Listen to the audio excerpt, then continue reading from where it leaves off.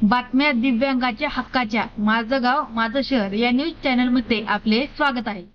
परांडा तालुक्यातील मौजे शिराळा येथील शेतकरी प्रकाश महादेव जानकर वय 42 यांनी विषारी औषध पिऊन आपले जीवन संपवले आहे।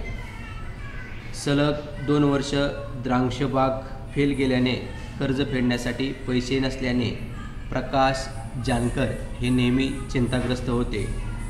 गुरुवारी संध्याकाळी शेतात गेले होते। विषारी औषध प्राशन करून त्यांनी आपले जीवन संपवले। यांना बार्शी येथे जगदाळे मामा हॉस्पिटल या ठिकाणी उपचारासाठी नेत असताना उपचारादरम्यान त्यांचा मृत्यू झाला। पाहू आपण यांच्या मुलाची प्रतिक्रिया। नाव काय, गाव कुठला आणि काय घटना घडली?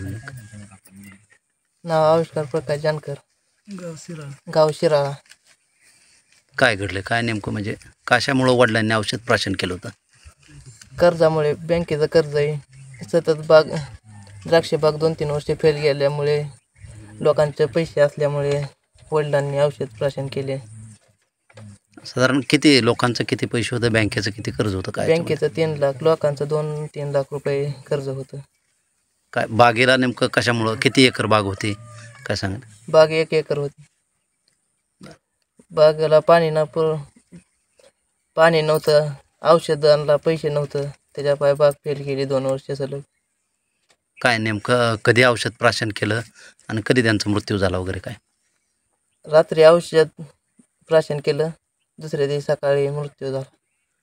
काय नेमकं कशामुळं, ते पैशांच्यामुळं घरामध्ये टेन्शन होतं काय, काय तुमचं बोलणं व्हायचं काय याच्यामध्ये? सतत बोलणं व्हायचं, बसल्यावर पैशांच्या टेन्शनमुळे त्यांनी औषध प्राशन केलं। काय तुमची मागणी काय असणार आहे सरकारकडे आता?